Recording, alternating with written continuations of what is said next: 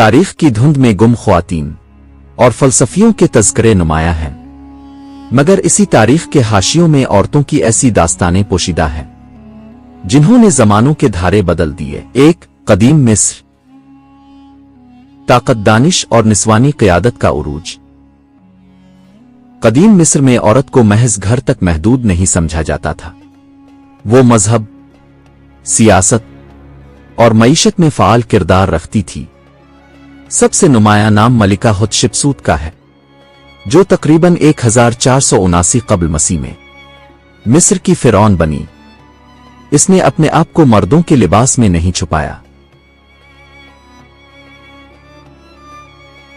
بلکہ فخر سے اعلان کیا کہ وہ عورت ہے، اور پھر بھی ملک کی سب سے بڑی حکمران ہے۔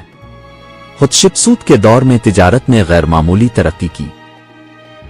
اس نے بحیرہ احمر کے راستے، پانٹ او نامی سرزمین، شاید موجودہ صومالیہ ایتھوپیا تک بحری تجارت قائم کی۔ اس کے تعمیراتی منصوبے، خاص طور پر درال بحرے کا معبد، آج بھی اس کے ویژن کی گواہی دیتے ہیں۔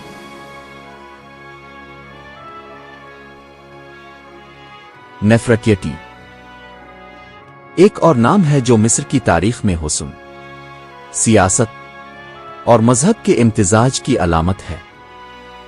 اس نے اپنے شوہر اخناتن کے ساتھ مصر میں اتون کے واحد خدا کے عقیدے کو فروغ دیا۔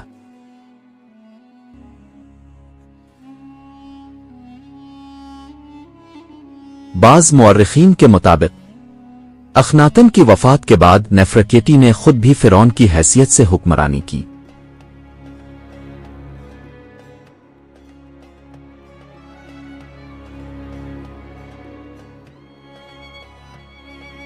اور پھر کلیوپیٹرا،